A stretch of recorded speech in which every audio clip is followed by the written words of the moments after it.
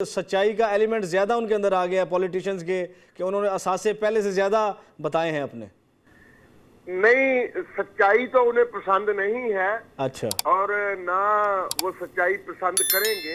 ठीक है। आपने बजा फरमाया लोगों के या हुकूमत के या अदलिया के सामने आ गए तो उनका मुस्तकबिल सियासी तौर पर तबाह बर्बाद हो जाएगा। ठीक है। बल्कि मैं अभी भी कहना चाहता हूं कि पाकिस्तान में दो तबके हैं।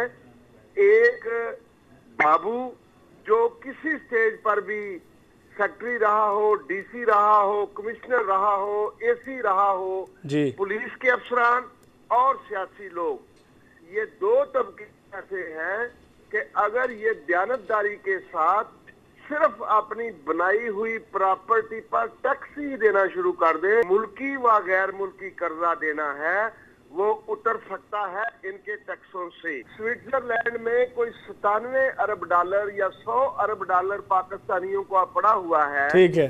अगर वो वापस आ जाए तो आप अंदाजा लगाएं कि आज 91 अरब गैर मुल्की जो पाकिस्तान ने कर्जा देना है वो 1 मिनट में अदा हो सकता है।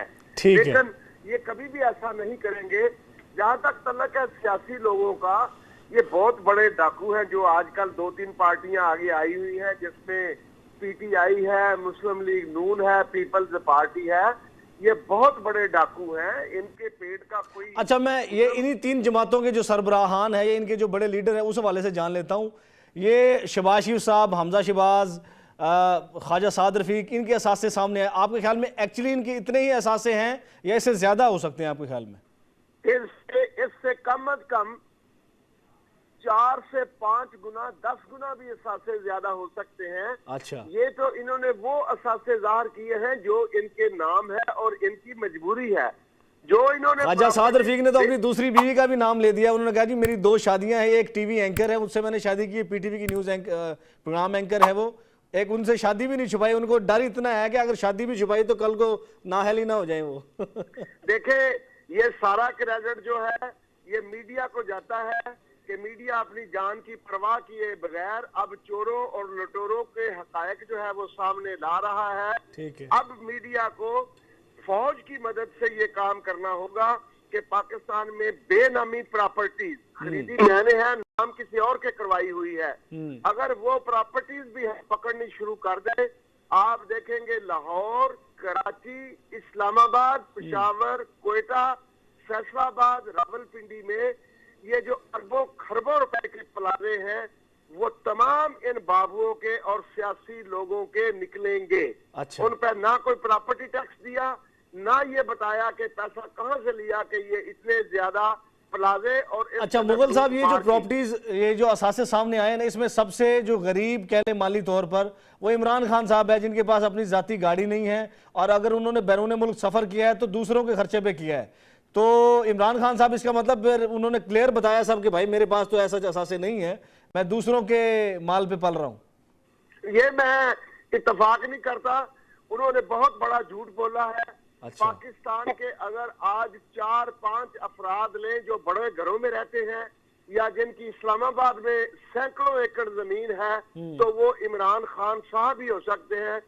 यहाँ बनी गाला 300 कनाल पे मुहित है सर, 300 कनाल पे मुहित है बनी गाला, और उसकी कीमत सिर्फ चंद करोड़ रुपए रखी गई है, बताई गई है। मतलब ये कि उन्होंने जब खरीदी ना जी वो बता दी। मैं कहता हूँ कि इस्लामाबाद प्रॉपर्टी की अगर बात की जाए तो पाकिस्तान का बहुत बड़ा टाइकून जो मलिक रियाज है उसके पास भी 300-400 कनाल का घर इस्लामाबाद में नहीं है जितना बड़ा इमरान खान साहब के पास है। और जब भी उनकी कोई चीज पकड़ी जाती है वो उस डेट का जुमैमा का एक खत निकाल लाते हैं कि उसने मुझे ये गिफ्ट किया था।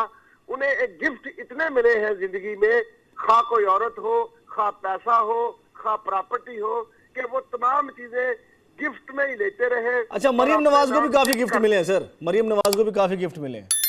मरियम नवाज ने भी गिफ्ट लिए, बिल्कुल, इसमें भी कोई शक नहीं। लेकिन मरियम नवाज, मैं किसी की फेवर नहीं कर रहा, मेरा तल्लक ना नून से है, ना पीटीआई से है, ना पीपल्स पार्टी से है। लेकिन मरियम नवाज का बाप या उसका दादा आज से 50 साल पहले भी बिजनेसमैन थे। इमरान खान साहब को तो मैंने अर्ज की ना जी कि औरत हो, प्लाट हो, प्रॉपर्टी हो, वो ऐसे गिफ्ट में मिलती है कि फिर वो अपने नाम शिफ्ट कर लेते हैं और शिफ्ट करके फिर एंजॉय शुरू कर देते हैं। अच्छा बदकिस्मती ठीक मेरे है। पाकिस्तान अच्छा मुगल की। साहब, आखिरी सवाल मेरा आपसे ये है, ये खुशाइंद अमर है कि चलो किसी चीज़ का तो डर है हमारे सियासतदानों को कि उन्होंने अपने कुछ असासे तो जाहिर किए, ये अच्छा एक ट्रेंड है और आगे जाके भी मजीद कुछ ऐसे प्रेशर्स इन पर आएंगे, कोई इन पर नज़र रखेगा मीडिया के जरिए, पनामा जैसा मामला हो गया, कोई और मामला हो गया, कि ये मजीद अपने असासे बताएंगे और ये प्योरीफाई होती जाएंगी चीज़ें? देखें, मेरे मीडिया को बड़ा किरदार अदा करना है, वो अपनी जान खतरे में डालकर तमाम है। आप देखेंगे कि मामूली सी बात पर एक सियालकोट का हमारा बच्चा सिर्फ ये कहता है कि यूसी के नाज़िम को कि आपकी ये जो प्रॉपर्टी है, आप या ये जो काम कर रहे हैं गलत है, तो वो उसे कहता है तुझे अभी बताता हूँ, उसे फायर करके गोली मार देता है। अच्छा, मीडिया के लोगों को अल्लाह अपनी हिफाजत में रखे, वो किरदार इससे भी ज्यादा अदा कर सकते हैं और वो करते रहेंगे। ठीक है। ताहम एक दो चीजें याद रखने की हैं। राजा थोड़ा सा देखिए, आज आपके जो निगरान वजीर आजम है, अगर प्रॉपर्टी की बात की जाए मुल्क में या सिंगापुर में या कनाडा में या कहीं भी, तो माशाअल्लाह वो भी किसी से पीछे नहीं है। और जिसके नहीं सर, अगर जायज कमाई से बनाई है, जायज कमाई से बनाई गई चीज है, तो मेरे ख्याल में मुजाहिका तो कोई नहीं होना चाहिए इसमें।